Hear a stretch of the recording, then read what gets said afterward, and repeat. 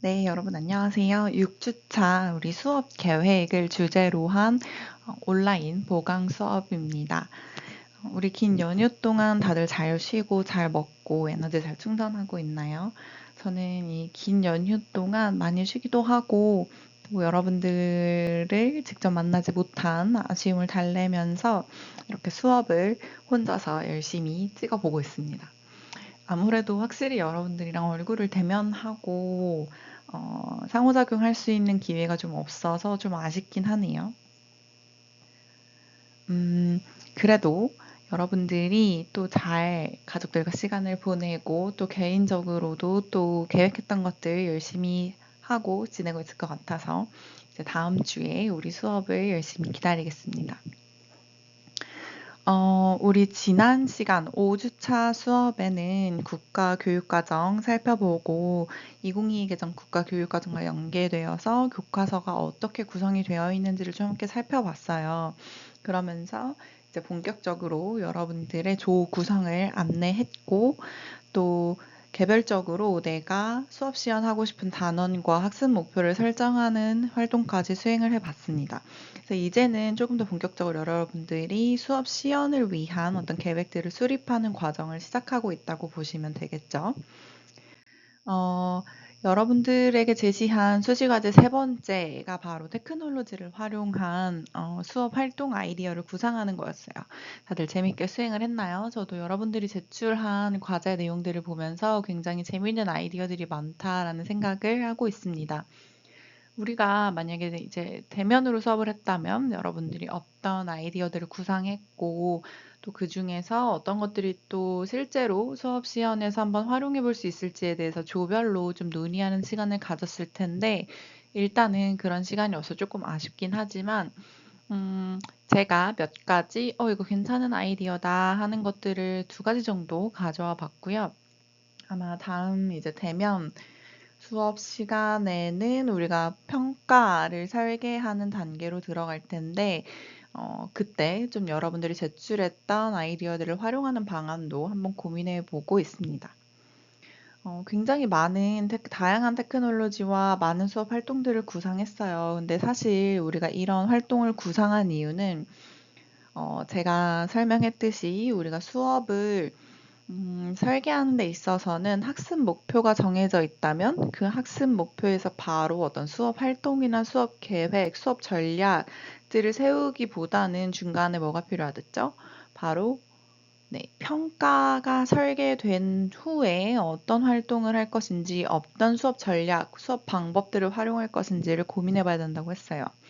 왜냐하면 우리가 세운 목표와 또 평가 간의 연계성을 높이고 또 확보하기 위한 전략이라고 말씀드렸죠. 그래서 우리가 사실상 여러분들이 강의 계획서를 보시면, 수업 계획서를 보시면 이 학습 목표를 설정한 이 수업 설계 주차 이후에 국가 교육 과정을 보고 사실은 평가 설계로 가는 것이 이 수업 설계 핵심 단계 흐름상은 맞습니다.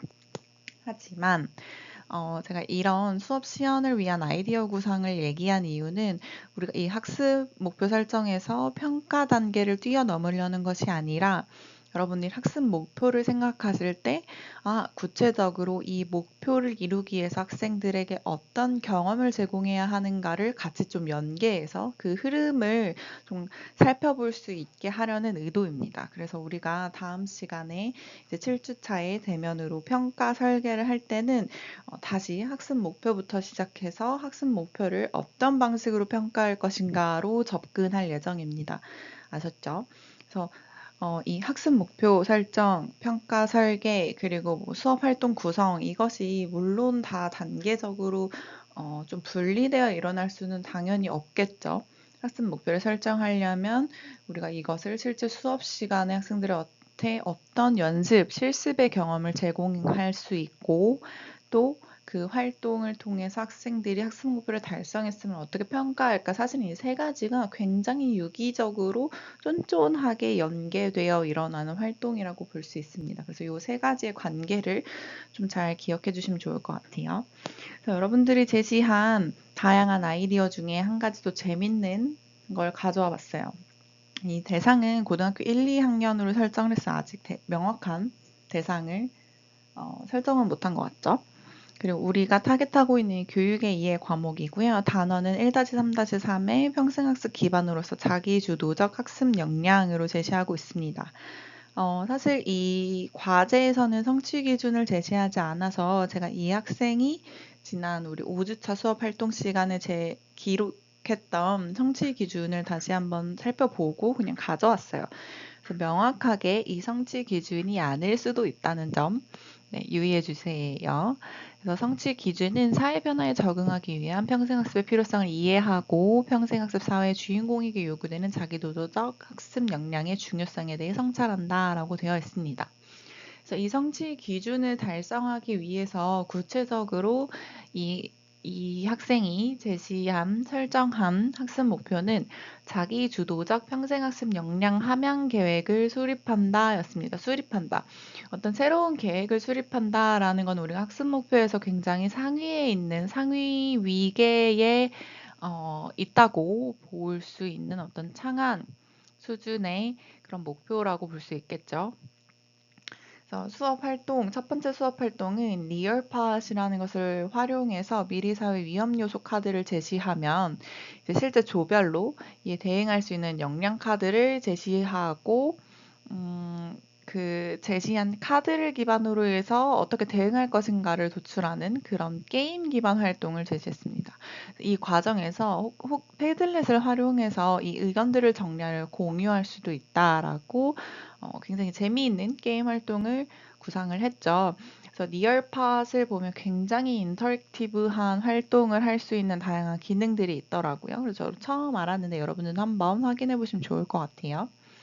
그래서 두 번째 수업 활동은 우리가 많이 활용하죠. 이 멘티미터라는 에듀테크를 활용해서 이 조별로 각각 제시했던 효과적인 대응 방식 중에 가장 효과적인 게 무엇인지를 학생들이 서로 투표해서 이걸 또 상호 평가하는 활동을 구성했습니다.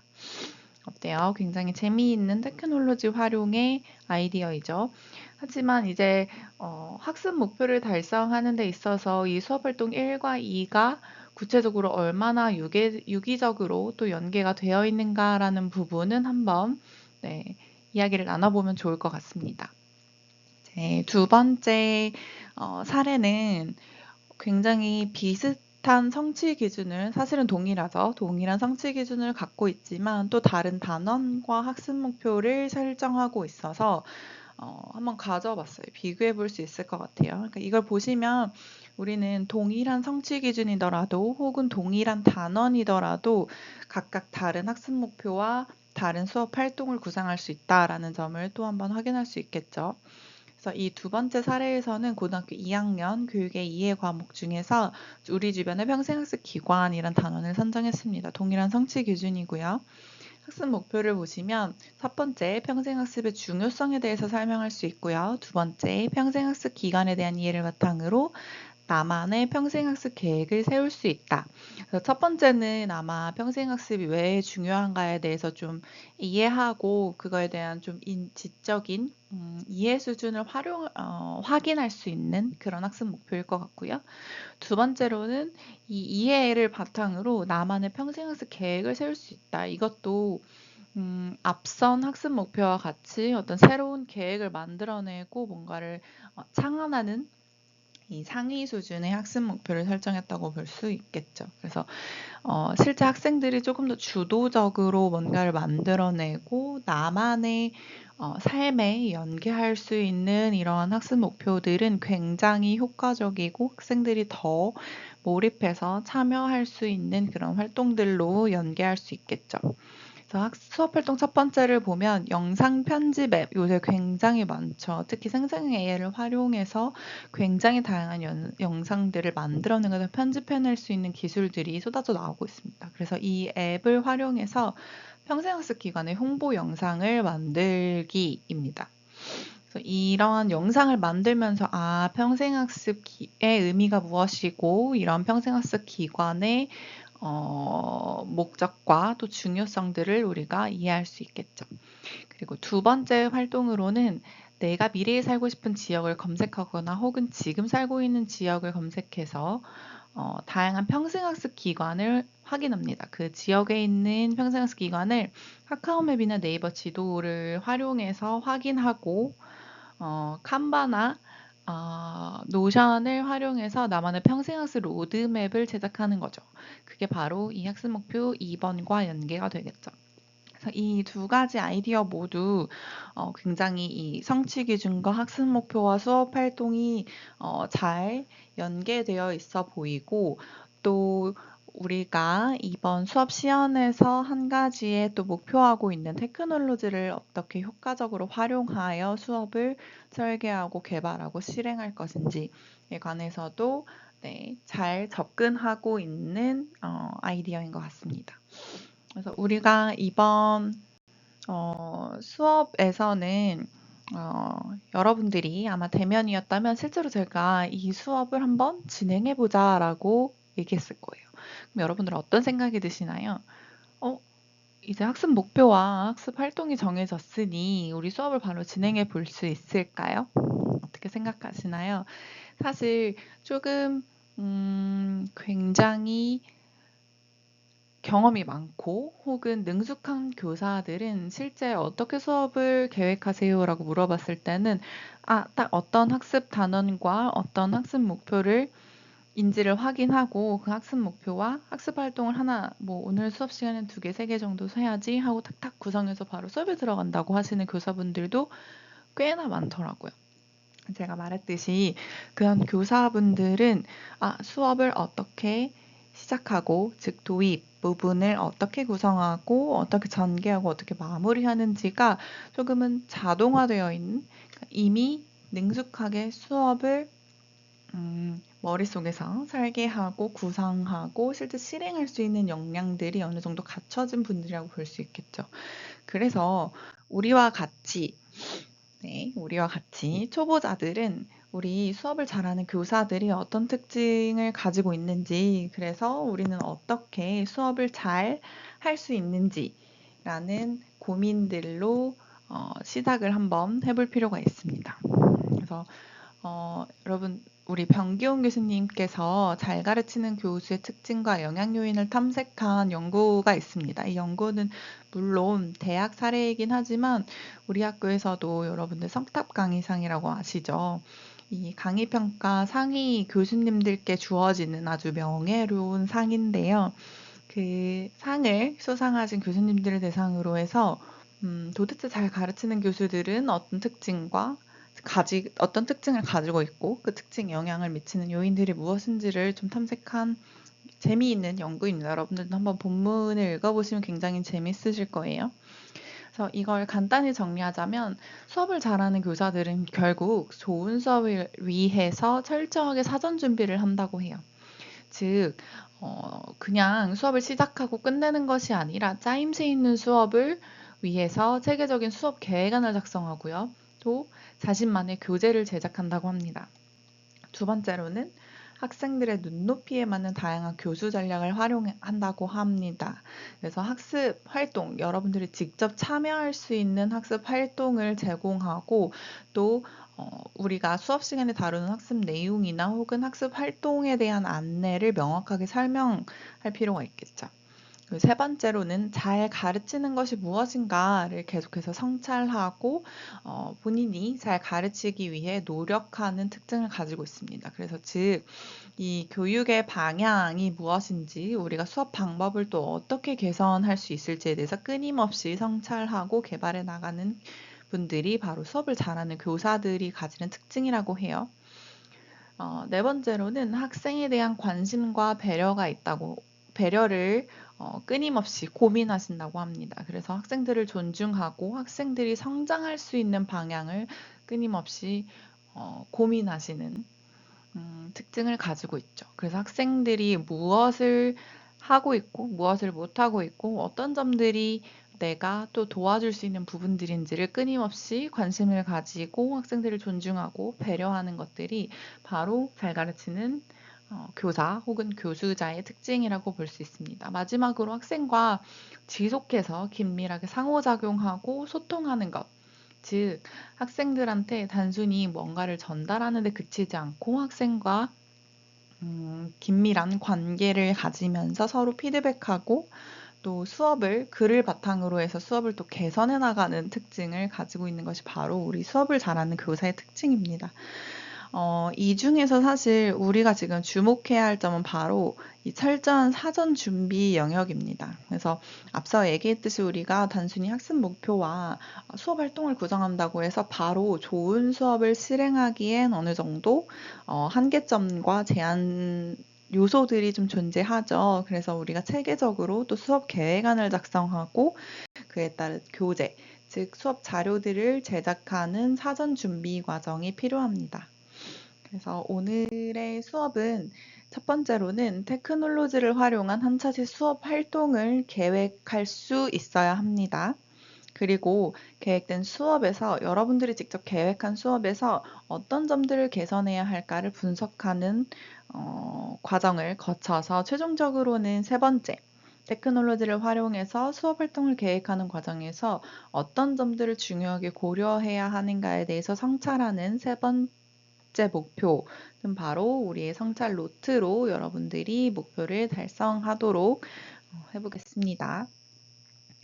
우리 첫 번째 활동으로 바로 들어갈 거예요. 수업 계획 실습 부분이에요.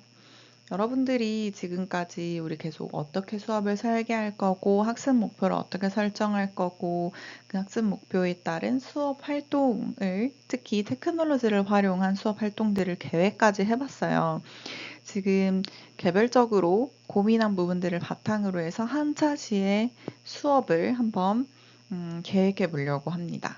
그래서 개별적으로 수시과제 3에서 설정한 수업 상황이나 학습 목표를 활용해도 되고요. 혹은 새롭게 설정해도 됩니다. 그래서 우리 아래 같은 기본적인 수업의 맥락, 우리가 수업 시연을 준비하는 그 상황 있죠. 학생 수는 40명이고 교실의 형태는 원형 강의실입니다. 예를 들어 교육관 303호와 같은 모습이고요. 수업 시간은 40분이고 테크놀로지를 필수적으로 활용하는 수업입니다. 그래서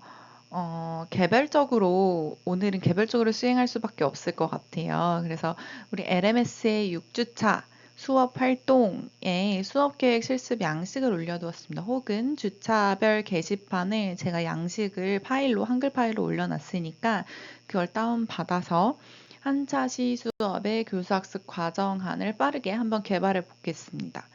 물론 네, 이제 여러분들이 작성할 교수학습 과정안을 열어보시면 조금 익숙한 요소들이 굉장히 많죠. 그래서 우리가 이미 설정한 교과 과목, 그리고 어떤 단원을 할 것인지, 여러분들이 선정한 성취 기준, 그리고 학습 목표까지 모두 작성하실 수 있겠죠. 그리고 학습 목표가 어떤 학습 과제 유형에 속하는지도 우리가 이미 다룬 내용이죠. 즉, 언어정보나 지적기술, 인지전략과 같은 인지적 영역인지 혹은 태도와 같은 정의적 영역인지 운동기능, 심동적 영역인지를 작성하시면 됩니다.